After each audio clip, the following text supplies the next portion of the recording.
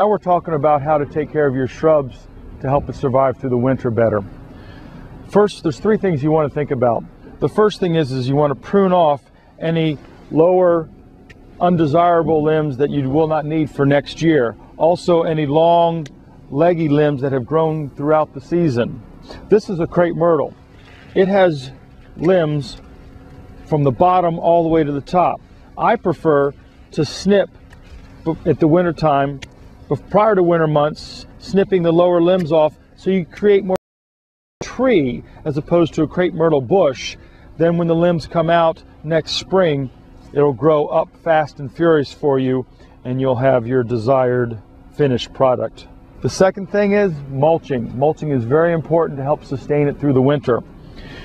You want to scrape away any of the old mulch and then add up to 3 inches of fresh new mulch. And then the third thing is water. You do want to water, and the water will go down. You have some days where it's 50, 60 degrees.